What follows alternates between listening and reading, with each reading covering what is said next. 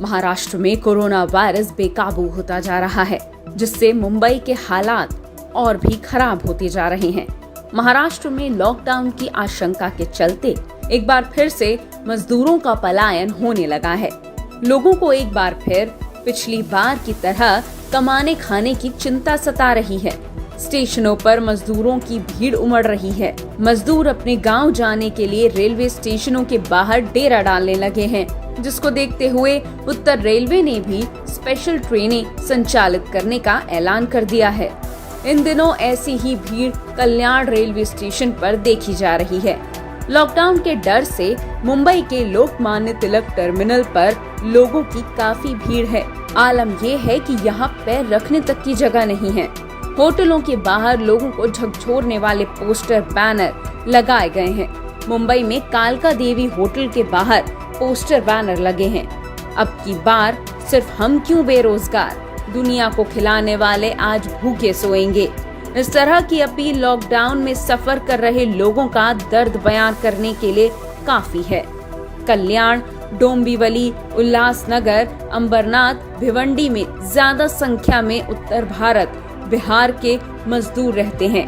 पिछले साल ये स्थिति हो गई थी कि बहुत से मजदूर अपने गांव के लिए पैदल ही निकल गए थे। अब एक बार फिर महाराष्ट्र लॉकडाउन की तरफ बढ़ रहा है, जिससे मजदूरों में भ्रम की स्थिति पैदा हो गई है।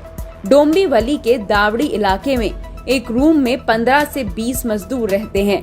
पिछली बार जो मजदूर नहीं जा पाए थे, उनकी हालत इतनी दयनीय थी कि एक टाइम खाना खाते थे, दूसरे टाइम उपवास करते थे। ऐसी स्थिति दोबारा न आए, इसलिए मजदूरों का पलायन रोज हो रहा है।